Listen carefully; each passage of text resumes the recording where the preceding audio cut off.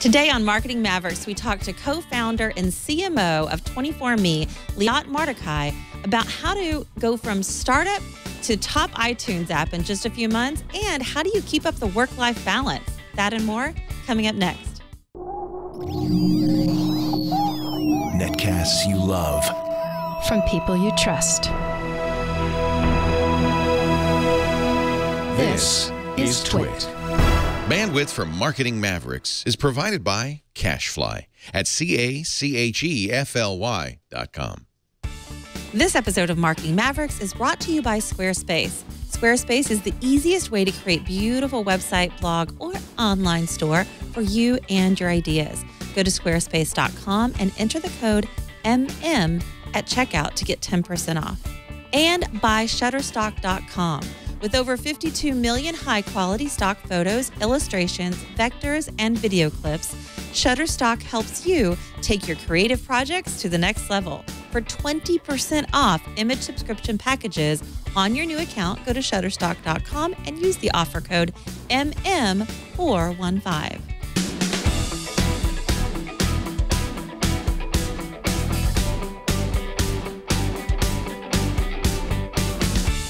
This is Marketing Mavericks, episode 52, recorded Thursday, April 23rd, 2015. Liat Mordechay.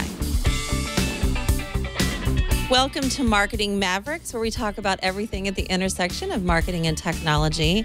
And today we're going to talk about being a founder of an app and the head of marketing. How do you get it going? How do you get people excited? And how do you end up as one of the top apps actually launching on the Apple Watch, which is tomorrow, just announced. And I'm your host, Tonya Hall. We're going to talk all about that and more. Our technical director, Anthony Nielsen, also joins us. Anthony. Hey there. How's it going? How's it going, Anthony? Now, when is it that you get the kitten again? I should have a new foster next week. I think like three kittens or something like that. Oh, three? Really? Yeah. Mm-hmm. I may or may not want a kitten. I totally want a kitten. I know. Should. I've been wanting one for a long time. Just saying. So you'll have to let me know when you get those. So yeah, lots of interesting stuff with the Apple Watch. Are you going to get one? I think I'm going to wait till the second gen. Are you? So, yeah. Okay. We'll see.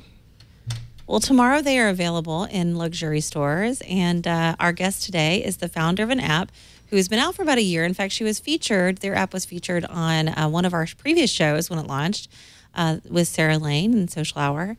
And we've got her back to talk about how they've grown, how it is to be the head of marketing, and the success so far of their app, which is on Apple and Android. Welcome to the show. It's Liat Mordechay, and you are the co-founder and chief marketing officer of 24Me. Hopefully I said your name right. Correct. Yeah, you were perfect. Thanks. So I know it's complicated. Well, it is, but I said it perfectly this morning, and the minute I say I'm going to do great, it's like one of those things, right? It's a self-fulfilling prophecy. I know.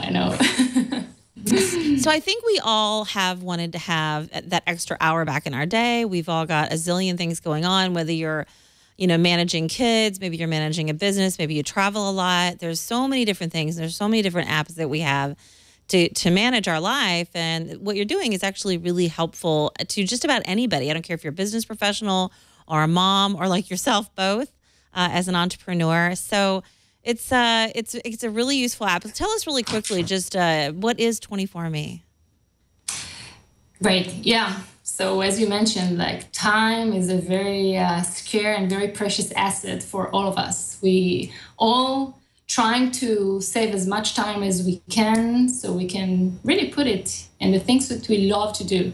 24Me is all about that. It's all about saving your time, organizing your life, organizing your schedule, and not only providing you with one place to manage everything. And when I'm saying one place, 24Me is connected to all your calendars, all your tasks, and notes, iPhone reminders, and your personal accounts, so that it can pull information from your personal accounts and create that as a time of events. So it's a one-stop shop for managing your life. But we're not I mean, we don't believe that this is the only solution. We believe that the solution is also combining it with ways to help you actually to get rid of your tasks and errands. So next to each task or event in 24Me, there is a completion button. Then once you tap on that, we help you. 24Me helps you to complete that, to accomplish your task. So if it's an errand task, we connect you with real life assistance, which is like currently it's a marketplace that we're working with, TaskRabbit. If it's any kind of an event, so we can actually with one tap, it navigates you to the meeting, and it has all kind of personalized notifications from time to leave to meeting based on traffic to agenda for tomorrow, and even something new that we added recently. It's kind of a procrastination fighter that suggests you the right time to complete your tasks based on your behavior. Yeah, I don't know if that's good. No, I'm just kidding. No, it is great. It's helpful because, you know, you can use an app, but most of these apps you have to go to proactively to get to do something. This actually helps you remember. And if you travel a lot, you're trying to remember, oh my gosh, today's the day I pay my, you know, home insurance or whatever it is that you have to do. Definitely it helps to be organized. Remember that you have to be at the Russian consulate to get your visa because, oops, you're going to not be able to go. That's right. Or maybe you can have someone else do that for you. Exactly. So talk about from the time that you launched. You launched last September, is that right? Mm-hmm. Yeah. So we actually did some MVP and trials before. The first alpha was released in early 2013, and it was a kind of automatic task manager that also connects to a few accounts like social networks and some providers. And the first time that we put it, and we're still in stealth, the first time that we put it on the App Store, we tried to target the US market.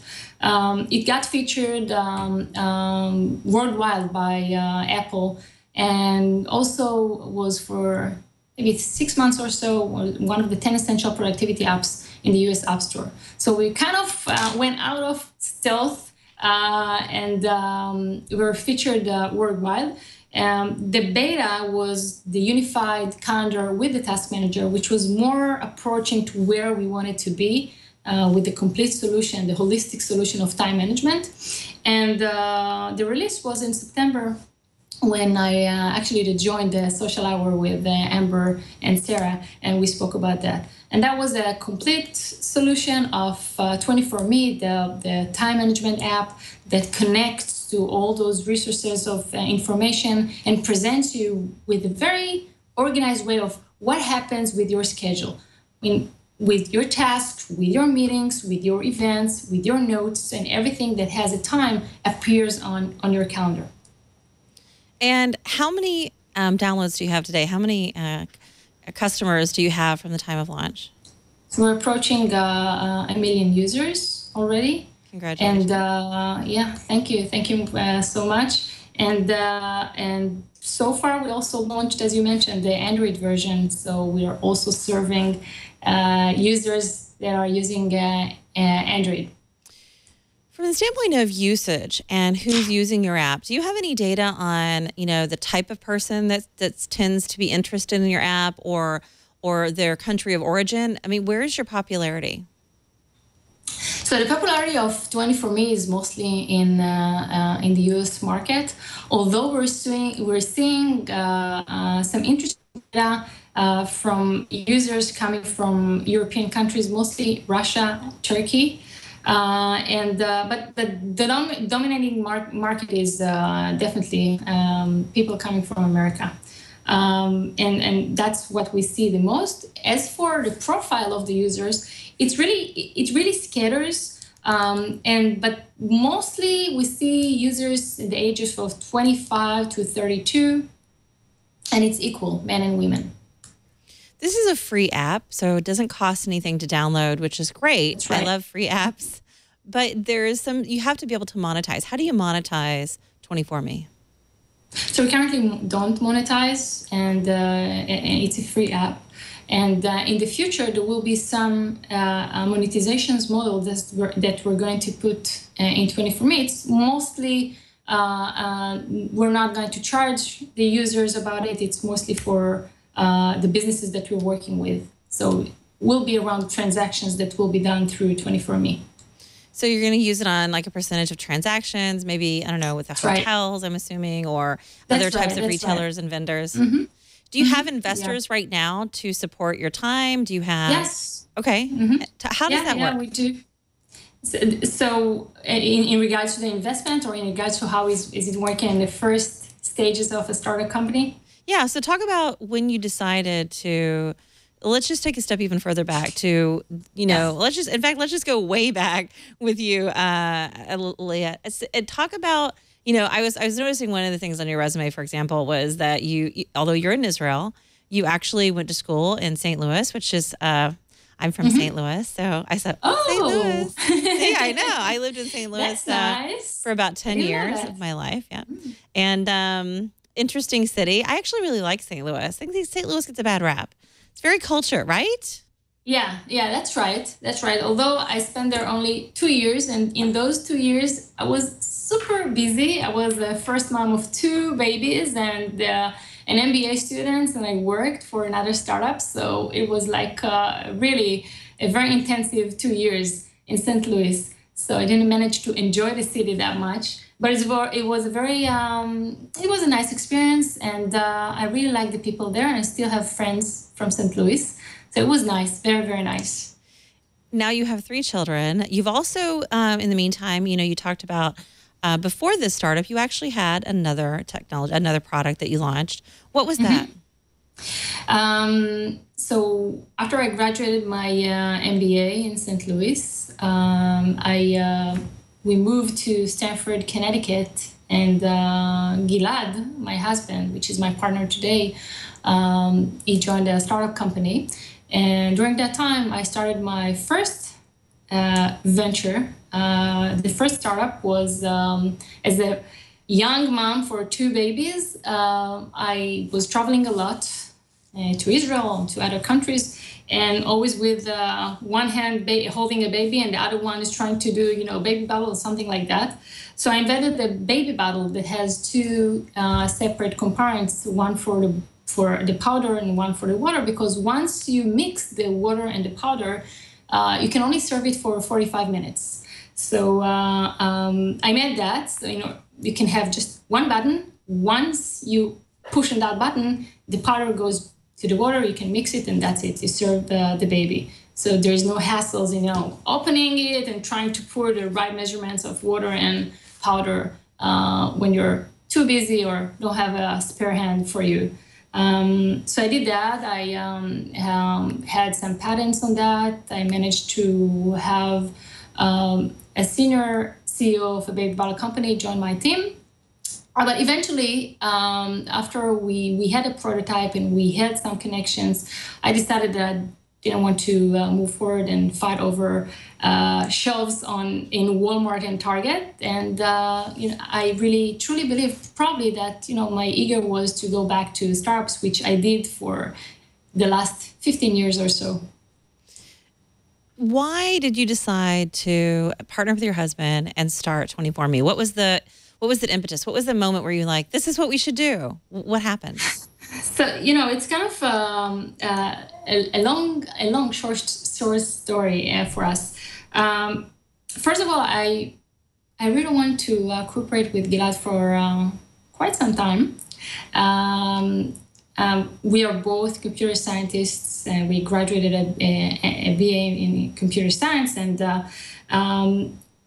he is very, very different, very, very smart, and have a lot of experience in product, UI, UX, and we really complement each other. And I always knew that this combination could work very well, because I bring with me a lot of experience in business and in marketing and product. And I really thought that, combining those 2 characters together could work. And also, it's fun to work with someone that you love. So I always wanted to do that, and we just probably needed the right time. So the right time arrived at the end of 2012, at the beginning of 2013, when after our third baby joined the family, Naomi, and we were at the time parents for 3 toddlers, 3 babies. Just felt that we were overwhelmed. We were working. I was consulting to startups, and I did big projects in Israel and in America, and Gilad was working for startup companies. So we were very busy. We tried to find solutions that will help us better manage our time and organize our life, and we really couldn't find something that really helped us. Everything seems to be like good replacements for pen and paper. And we really looked for solutions that will take it to the next step. And, I'm procrastinating a lot. I hate to deal with my finance. I hate to deal with my, tickets. And I remember that we sit together one night and we said, what's going on? I mean, how can we build our life in a better way and enjoy it, not investing too much time in managing? And at that night, we just knew that that's what we're going to build. We're going to build a personal assistant for everyone, not only for business people, but for people like us, parents, busy people that just want to have a personal assistant and can't afford it. Not everyone can afford a personal assistant. And that's what we're doing. We're building a personal assistant for everyone. And our mission is to help you save time. And whatever you can do with 24Me. And in the future, it will add more abilities. So, you can outsource things and you can manage your financials and just be ahead of everything, be on top of everything. I want to talk about your previous marketing experience, what you did for apps and that sort of thing. But before I do, I want to thank a sponsor of Marketing Mavericks, which is Squarespace. This episode of Marketing Mavericks is brought to you by Squarespace.com. With Squarespace, it's easy for you to create a professional website, a blog, or online store. Squarespace features an elegant interface, beautiful templates, and incredible 24/7 customer support. In fact, many of the guests that we've had, they'll always say, after the show, or maybe even after we talk about Squarespace, they'll say, I used Squarespace. I had an experience where I needed a website and I built it for, my nonprofit or the company I was starting. It's so easy to use. In fact, here's why you're going to love Squarespace. It is simple, powerful, and beautiful. Making changes is clearer and simpler than ever. And it's incredibly easy to use. That's the biggest fear I think so many people have. And if you want some help, Squarespace has a live chat and email support 24 hours a day, 7 days a week. Get this, Squarespace starts at just $8 a month, and they take care of the hosting so that you don't have to. Plus, you get a free domain name if you buy Squarespace for a year. All Squarespace websites are responsive and scale to look great on any device. And e-commerce is available. Every website comes with a free online store. With cover pages, you get set up a beautiful one-page online presence in minutes. It's perfect for creating quick landing pages for your brand, your personal identity, or to promote a new product. Plus, get this, special announcement. Squarespace is hiring engineers who are ready for the next step in their career.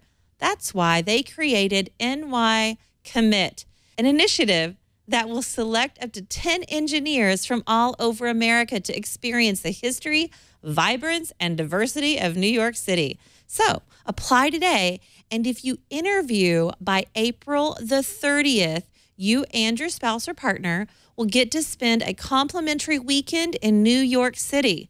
To learn more, visit nycommit.com. That's nycommit.com. And start a trial with no credit card required. And start building your website today. When you sign up for Squarespace, make sure to use the offer code MM to get 10% off your first purchase. We thank Squarespace for their support of Marketing Mavericks. Squarespace built it beautiful. And I kid you not, I'm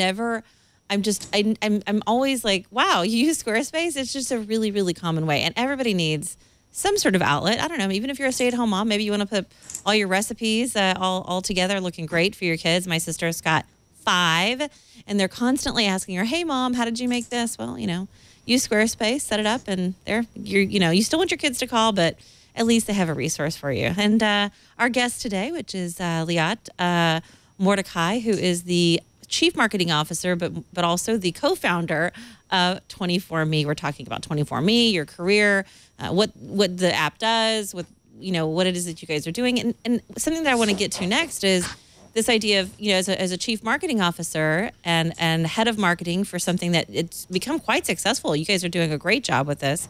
Thank you. How did you first approach marketing? Let's even go back to your experience. You mentioned, and I've done a lot of this as well, I started in traditional marketing, and then I started working with startups, which is a very different type of marketing in many ways. You said you did a lot of startup marketing, and that was your passion. How did you use, what were some of, we know any of the startups that you worked on before? I'm not quite sure because not many of them were consumer. They were actually B2B. So that type of marketing that I knew before wasn't the kind of marketing that I needed to learn and what I'm doing today at 24Me. But what I had a lot of experience with, I'm coming from technology. So I studied technology, and it helped me a lot throughout my career in doing businesses. I worked with big corporations, with Xerox, with other Fortune 500 companies in the States. And I get a lot of experience in product, in UI, UX, and marketing in a way for businesses, big organizations. This is actually my first marketing per se position in 24Me. And I think that before we even dive into what we're doing in marketing, and especially in 24Me, I think that marketing is something very broad and very versatile. I mean, you have so many things under the umbrella of marketing. I mean, starting from social media to relationships with the users and how do you interact with users, and consumer is something very, very different than businesses. So it's like a whole new theory or a whole new thing that you need to study. And if you're approaching consumer, you need to learn a lot, and it's mostly you working with something. You see if it's working. If it's not, you need to change, and you need to move on to the other tactics. So there are like tactics that you try and examine, and if it's not working, you move on to the next one. What are some of the tactics that you tried, maybe even early on, that didn't work well, and you said, okay, well, this was a loss. That's clearly not for us. What comes to mind when I say that? Actually, I'll start with something that did help, and that's something that we're still seeing that it's helping a lot, and it helps us to be where we are today. And I want to start with that because I think this is also can help a lot of marketing people in other companies as well. So our theory is always listen to your users. I mean, if you're a consumer company, you need to listen to your users. You initially, when you start the MVP and you're trying to see if there is a fit with your product to the market, the initial feedback is a must, right? So what we're doing, we correspond a lot with our users. Correspond a lot. We send the emails to our users, and we really, ask them to send us feedback of what's going on. We even, if we can call, and we always put our emails out there so they can correspond with us. And that helped us a lot because things that we thought in the initial MVP that we thought that would work alone, some things on the viral, like Facebook posts and things like that, really didn't really work for us. And, as a startup company, you're always trying to find the viral points that will work better. So the emails and listening to our users really helped us. And as for your question of what didn't work, so, using another platform like Facebook or Twitter, we saw that recently, Twitter and Meerkat, that it was very, very difficult for Meerkat with all the limitations that Twitter put on them. So we were using the Facebook platform and thought that, posting birthdays posts would work amazing.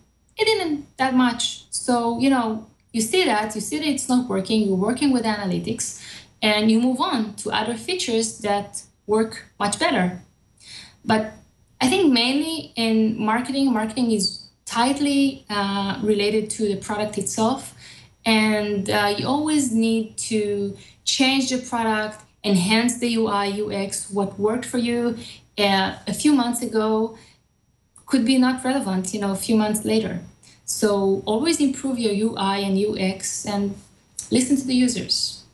You talked about email being a really important thing, a part of your marketing mix. And it's funny because when we think of email, I think, we still mentally have it as this old way to communicate, but it is still incredibly powerful. And you're going to connect with the people that are most interested in your product because, there's spam, but it is still a very, very strong piece of a marketing tool that's clearly working for you guys. How did you approach email? What did you buy a list? Did you have people sign up? What was the way that you launched that part of your marketing mix? Yeah, great question. So the way that we did it, we send a personal email to our users, and first of all we thank them for using 24Me. And I think that thank you is something very, very important. That once a user is trying your app and you get a kind of a thank you email from the CEO of the company, it gives him a very good feeling that, I'm doing something and somebody is thanking me for trying his app. So that was the first thing. And in this email, we really ask, it's personal email, we really ask for feedback, for things that he likes, for things that he doesn't like, you don't like. And users respond to that email. And this really, really helps. This is really, really helping us. So this is like, I totally agree with you. Like, it seems like a very old-fashioned way, but I see it as a very crucial method to communicate with your users. What are your opening percentages? I mean, you find that people open and respond. Are they clicking through? Do you put videos? What's kind of your formula for the email? So it really depends. For the first email, the opening response are really, really high. It's higher than 60%. And as for other campaigns that we're doing, it really depends in the campaigns. I'll tell you, like, a secret that we have. We find the really simple emails working much better than all the fancy HTML, with all, the beautiful images and videos embedded with them. Simple emails, short ones, work much better than all the rest. And we can have like opening rates of more than 50% or more on those kind of emails. Where in the regular ones, the regular campaigns that we send out, the opening rates could range between 50% to 27-30%, and that could be a very good good indication for that. Zombie Girl in our chat rooms had a couple of really good questions. And one of her questions was about surveys. And we've all been there where we go to a website or an app pops up and says, hey, take our survey. And I'm usually like this person, even though as a marketer, I know how important this information is. I'm like, stop bothering me right now. I need to address whatever it is that I'm using this app for. How do you get people to be responsive with your surveys? So we are not sending surveys, and the way that we do surveys is we're going outside of our office, going down to the street, and really talking with people. We show them new features and new developments that we're doing. We're collecting a bunch of, we talk regularly with between 20 to 40 people every time. And we write down the response. We even type it and take videos of their response to see how they react to the new features. And we learn a lot from there. I think that it's working much better than, the surveys that you send out within an emails. Although, I'm not, I don't think it's, it's a very good, every method is good. In every business, in every app, in every single product has different ways to tackle it. So for us, this method is working much better. I need to see the users. I need to see how they respond to a new feature that we're adding. If they really see it, I'm adding a new button. Can they see it? How do they react to that? So we're literally going down to the street and meeting with people and asking them about their opinion about it. Old-fashioned focus groups. I love it, right?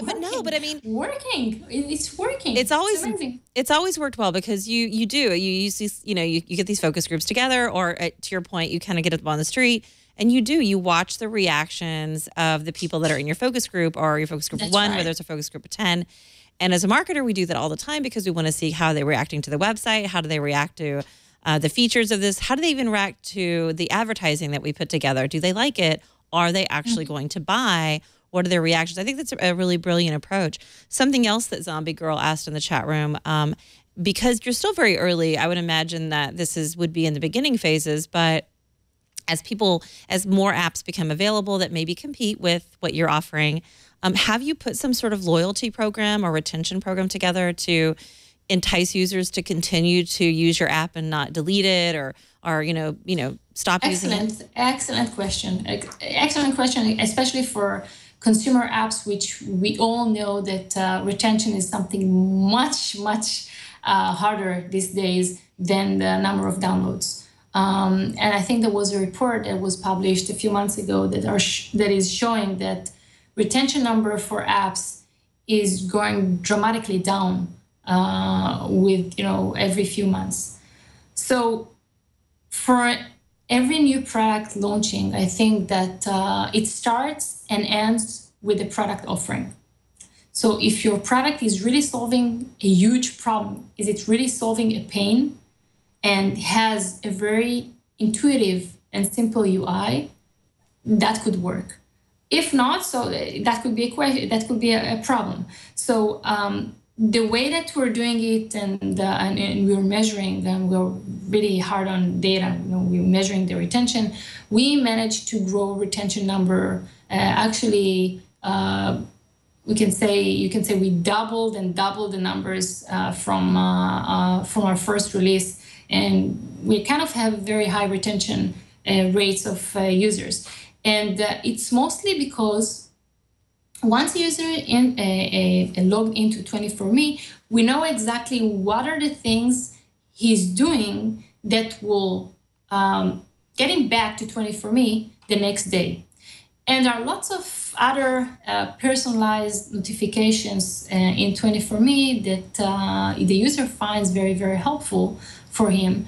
I just said for agenda for tomorrow, for instance, how many tasks and how many meetings you have for tomorrow.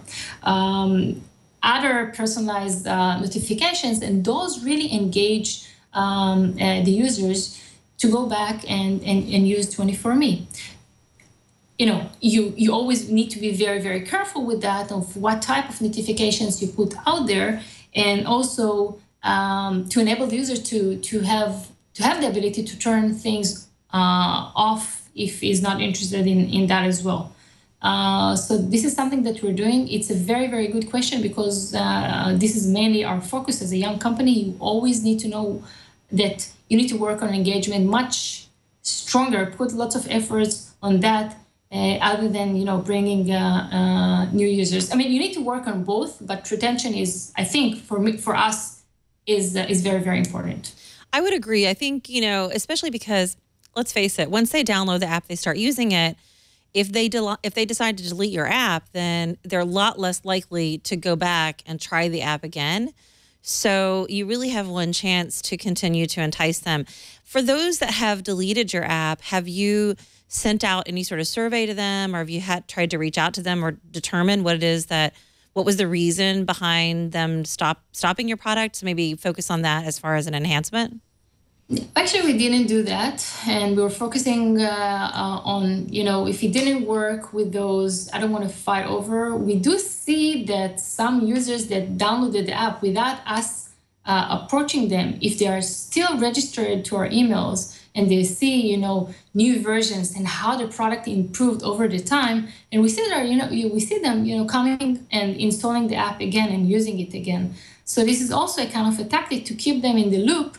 And let them know and inform them of what are the new things that you added to 24Me that maybe, a few months ago weren't that important. And now with the new edition, it turns to be, a killer feature that you really need to have on your iPhone.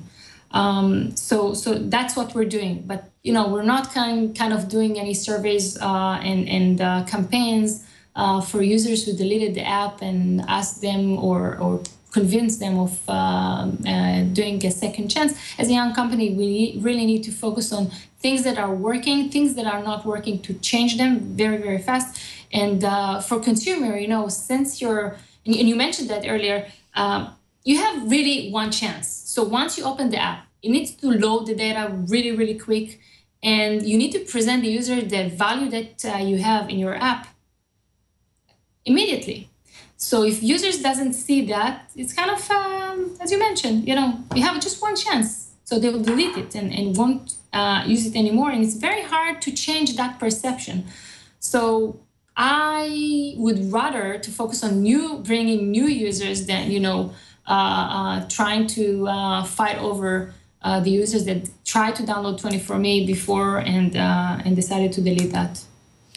What are the most popular features? And I'm thinking, to myself, as silly as this may sound to a lot of people, and I know that, it may not help them, but actually Facebook reminds me of birthdays. In fact, today is my sister's birthday. Happy birthday, Gary.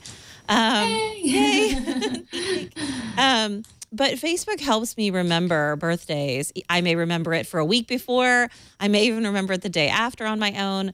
But it's helpful to have an app or some sort of reminder because, it just makes that person feel special, that you remembered them and that you said happy birthday to them. It sounds simple, and there are much more other types of more functional or business types of reasons why we want, we don't want to miss our flight or whatnot. What do you find are some of the most popular features on your app?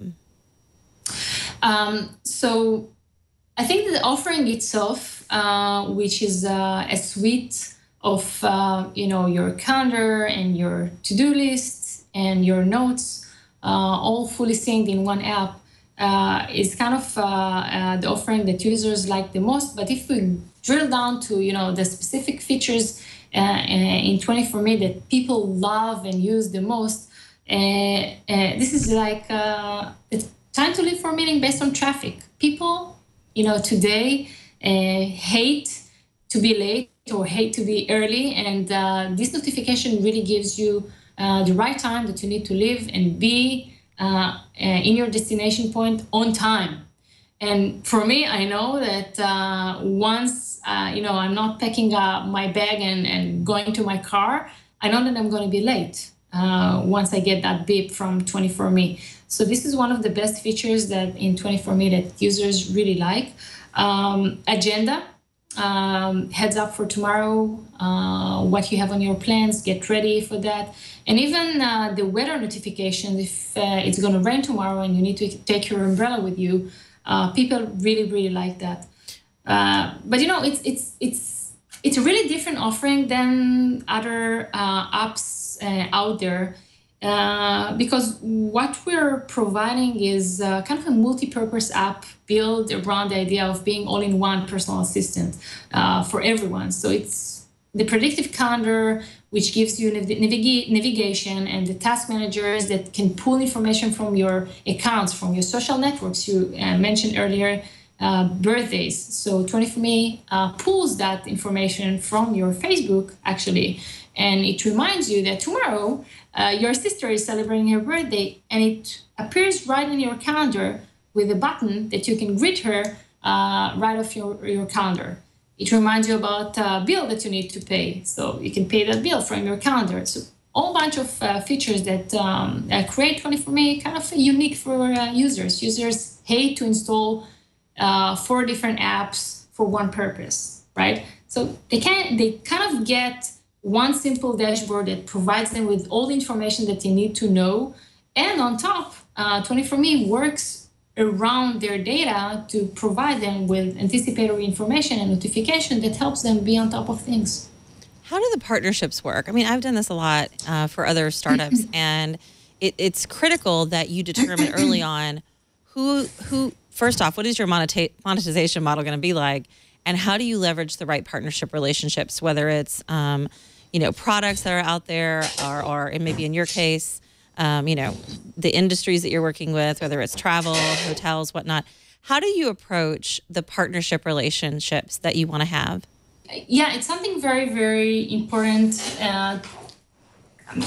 Who are the partnerships? How are you working with them? And not always what you think in the first place is going to work long term, right? And this is kind of why you're trying an MVP, and you see not only with the market fit, also with the partnerships, right? So we decided to cooperate with TaskRabbit, a leading marketplace for errands. And what we had in 24me is 24me recognizes tasks which are errands, and those tasks which recognizes errands has a special button next to it that once you tap, you're going through a very short process, and you can get real-life assistants that are going to come and help you with all different kind of errands, from cleaning services to delivery and many others. And a few of these partnerships that we've made, actually we did it for free because we wanted to present a very unique offering. We are not focusing on making money now. We really want to have big partners with us, and we're doing that also with Mint Bills. And it's mainly to present the users with a really valuable product that can help him and can help also the partners with, bringing them more traffic through 24me. Do you find, I think when I first started working in the startup space and I was kind of acting CMO for startups and helping them build relationships with clients, I certainly found that there were a lot of open-minded marketers. There were still some that really didn't understand. We're much further along now, and I think, most heads of marketing get that they need to have relationships, but some of them aren't quite as savvy. How is that working for you? Are you finding that the clients you're approaching to maybe partner with really understand that leveraging your app is going to be a huge benefit to them? Are they receptive? Or do you have to really educate them on how the technology works? So this is also a very good question. I also think it's kind of relates to the maturity of the product itself. So when you're very young, obviously you need to convince them, as you're doing with investors, for instance, why your solution is going to work, and what is the value that you're going to create your partners. Throughout the way, as you're getting more experience and more value, and you have users and you have more partners, it becomes to be very easy because it's out there. Everybody understands the value, and it's more easy to convince new partners to join in. We kind of have in our position, and it's very nice. I think we are fortunate to have that partners are asking to join 24me and being a part, which is like, for us, it's amazing. It's nice. It's a good indication that the platform is working and the product is working, and it has a very good reputation. And I think that's what happens throughout the way of a product maturity. I want to talk about staying focused, about maybe some of the relationship you've had in the industry, maybe advice that you've been given, and being a female entrepreneur. before I do, I want to thank a sponsor of Marketing Mavericks, another one, and that is, which is Shutterstock. This episode of Marketing Mavericks is brought to you by Shutterstock.com. At Shutterstock.com, you'll find the perfect image or video for your next project, whether it's for your website, a publication, an advertisement, a video, or any other type of project. You can choose from over 52 million high-quality photos, illustrations, vectors, and video clips. Shutterstock sources images from around the world and puts them at your fingertips. Many contributors to Shutterstock are professional photographers and artists. Shutterstock reviews each image individually for content and quality before adding it to its library. Shutterstock adds, get this, 385,000 images every week. So every time you visit, you'll find something new. And Shutterstock has flexible pricing.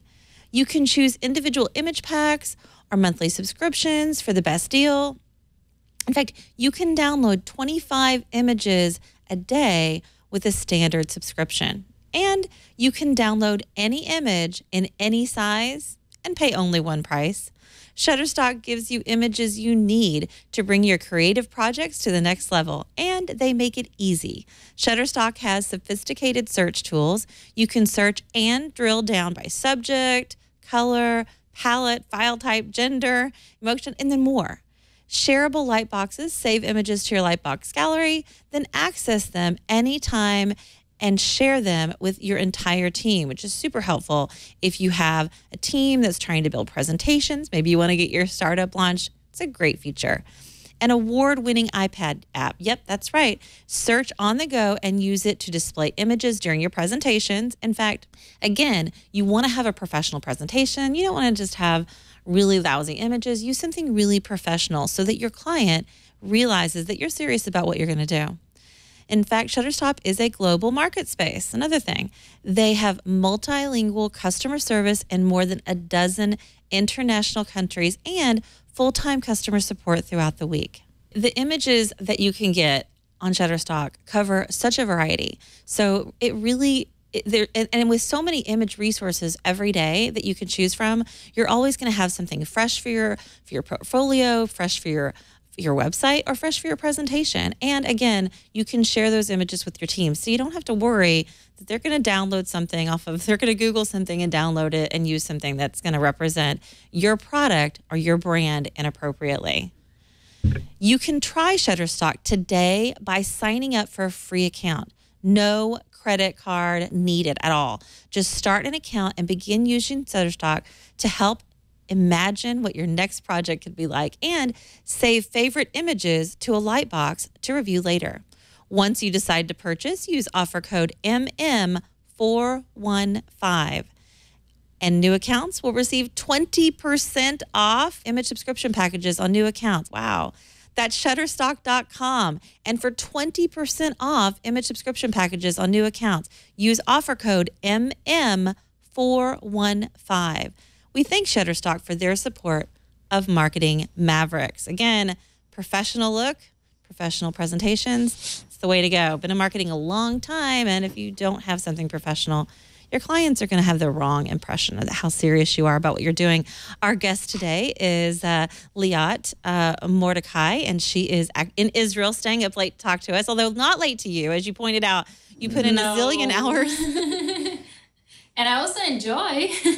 Yeah, well, I'm sure. And, you know, here's the thing. You're not just this entrepreneur for a founder of an app that's gotten hugely successful. And congratulations again on being featured on Product Hunt. I'm seeing all kinds of social media posts about the Product Hunt. In fact, if somebody wants to support you in that way, maybe check that out. How important is it, let's just say, to be featured on Product Hunt? I think very important, and I also think that today it's doing something very, very interesting. If before I put a lot of efforts in, trying to get press coverage, with Product Hunt, it really makes the things very different, because once you put up your product in Product Hunt, it gets discovered by early adopters and press and even investors, and you kind of have a lot of traffic from the right audience that you really need, those early adopters. So I think this is it's a great platform. I'm using Product Hunt from the first days that they launched from the beta. And I think it's a great platform. I really recommend all different products, new products to launch there and see the feedback. And it's great in the way that you can have a conversation with those early adopters, and they ask you great questions, something maybe that you didn't even know what to do with your long-term decisions with the company, with the product itself. And they really give you great ideas. So I like it. I just like it. You're not just a founder and an entrepreneur in a very, very active startup space where you're working crazy hours, but you mentioned this a few times. In fact, especially as being an entrepreneur, you're a mom of 3 children. How do you balance? I mean, we hear all these. You see articles all the time, Business Insider or Forbes or whoever, talking about how it's so important to balance your life and your business, and you're going to be healthier and you're going to be better and you're going to be more able to be successful, but you also only have a certain number of hours in a day. How do you be a mom to 3, a wife, a friend, and so much more, and an entrepreneur? How do you balance all of that?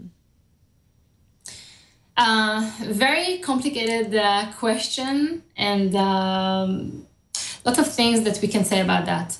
First of all, I think, and I must say that, and I think for a mom, it's very challenging to be a mom and entrepreneur.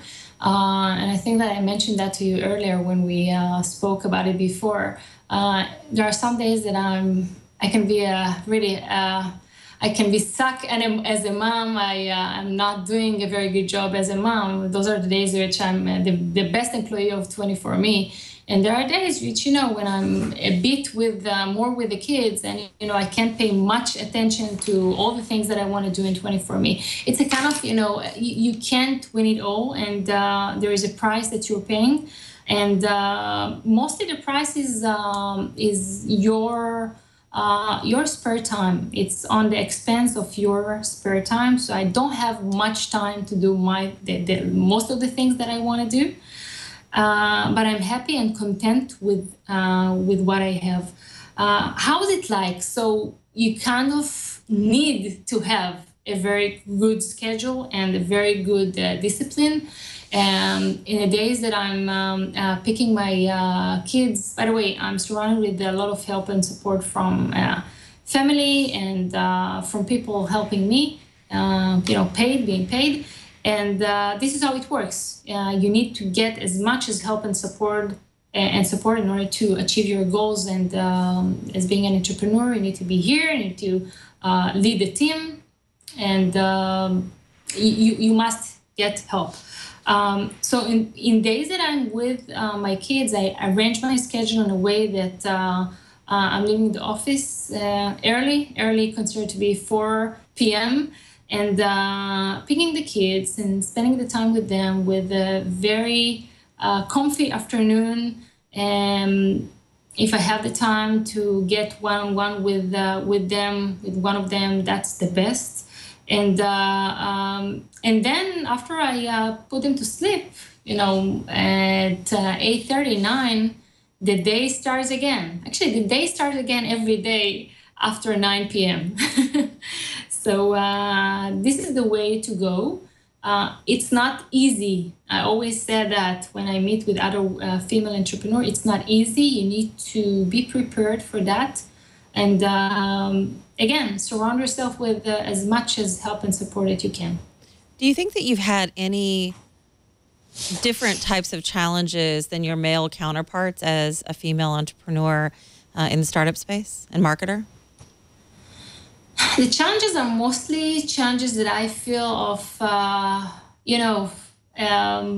things that I could do more with my kids and couldn't, which I believe that it doesn't happen often with other male entrepreneurs. Other challenges, I don't find any. I think if women can do really same thing as men. I was raised as, in a very equal family, and a family that pushed us to study technology. And we're a family of 4 girls. All of us are study technology and doing that. And my father always also showed us that there are many kinds of things that we can do, and truly believed in us. And I think that helps in your future, when you understand that there is no difference and you can do everything and you don't have any limits. I think that building your career as a woman is very, very important. When I meet with young women, I always tell them that they really need to consider what they're doing early in their career, and when is the right time for them to build a family. Because once you start to build a family, you kind of have a few years that you can't push your career as much as you can push when before that. So, there are things that you need to consider and you need to plan ahead of time as a female, which I believe that other men, it's not in their equation at all. I don't even think I can make a commitment to a kitten right now, much less 3 kids. I don't know how you do it. I don't. I mean, I know it's a very stressful environment, and you're putting in a lot of hours. Is there a person maybe that you would consider a mentor, or maybe there's somebody else in the startup space, or as a head of marketing for another company that you look up to, that comes to mind that maybe you admire their work? My mentor is my best friend and my partner in life. And this is Gilad, which I think that I'm fortunate to have him in my life and as a partner in 24Me. It helps a lot, because whenever we see situation, everyone has its own perspective, usually a very, very different perspective. So it helps both of us to get different angles. So he's kind of my own special mentor. As for other mentors in marketing space, so I do get a lot of help and advice from other people in the Israeli startup sense, and this is something very, very amazing to have here, is the true support and the help that you receive. I had I have some good friends that we collaborate together. We are meeting once a month to discuss about marketing. We're, from different companies. One is from Google, one is from Billgard, one is from all type of companies, startups and big corporates. And every month we sit together and we discuss about challenges that we have, and kind of get an open discussion, and how can we, what other people think about that, and what their solutions for that specific situation, and it really, really works. So you have all kinds of different minds working together. I really like it. It sounds like networking and is important to you, and is important, and I would completely agree. It doesn't just help getting the word out, but it also gives you ideas, and you potentially implement some of those ideas in your strategy, whether it's your marketing campaign or building product or pricing or whatever that piece is. How important are actually the really big events that you attend? I mean, do you go to any of the technology events? Are those helpful to you from a networking standpoint or a learning standpoint? Yeah, so I do go to big events, and it really depends in how it really merges with my own schedule and 24Me. I think that as a young company, you need to really focus on not going to as many meetups and conferences. Concentrate on the big ones that and what you really need to achieve from that conference. Is it for recognition? Is it for partnerships? Is it for getting the attention of investors? I used to go to big conferences mostly in the early ages of 24Me a year ago to present 24Me on stage, and it gave us a great boost and great feedback. And as for partnerships, we're doing it more on one-on-one with personal relationships. I don't know. It can happen in conferences, but you can do it even outside of the conferences. So it really depends on what you want to achieve to your company and in what time. If you want recognition, go and be one of the startups that presenting on TechCrunch Drop. Or if you want to have connections with partners and investors, maybe Southwest is the one that suits you. I don't know, it just depends. And it depends if this is the right thing to do. I'm not going to many meetups. My time is very, very, very limited. So I need to really focus on the things that I need to do. But I do go and talk when I'm invited to conferences for female entrepreneurs, for how to combine, how to manage your life and balance it with your work and family. And it's important to me to meet with other young women and push them to be entrepreneurs and push them also to study technology so they can be in a position that they could choose what they want to do in the long term of their career. Well, I'm really impressed with what you're doing. I am really impressed with your product. I'm impressed with you, and I can't wait to meet you when you're on the Bay Area. And you need to send me that bottle of wine, the brand that you like or whatever. Or maybe I'll just show you what we have here that's comparable. Oh, that's nice. If somebody wants to follow you, maybe they want to download your app on their new Apple Watch, which is tomorrow. Again, congratulations on that. How can they do that? Thank you very much. So to follow me, I'm Liat Mord, LIATMORD on Twitter. And as for 24Me, you just go to the App Store and look for 24ME. And you'll see it right there. It's I'm very happy to say it. It was one of the apps that was selected by Apple, named by Apple as best of 2014, and you can look it up there. And go to your website, read all the press about you. I had a bunch of quotes. I don't even have time for all of them. Really impressed with what you guys are doing, and I'm excited to be using 24Me myself, keeping me organized. Thank you very much. All right, we'll talk when you're in the Bay Area. Thanks again, Liat. Thank you, Tonya. Absolutely. That was Liat Mordechay. She is the co-founder, along with her husband, and the chief marketing officer of 24Me, which is an app that's going to keep you organized. And I'm excited to be using that myself. I could use a lot more organization. We all get a little busy, and things fall through the cracks. Well, not with 24Me. And you can get it on your Apple Watch if you're going to get one. You can actually follow me as well. I hope that you do. Please connect with me on Facebook or Twitter at Tonya Hall Radio. Google me. I'm happy to connect with you in just about any way. Or you can even email me. That's right. You can email me at Tonya, TONYA, at TwitTV. That's TONYA at TWIT.tv. Let me know what you think and stay connected. I love your feedback on the show. Everybody, thanks again. And thanks for tuning in. Until next week.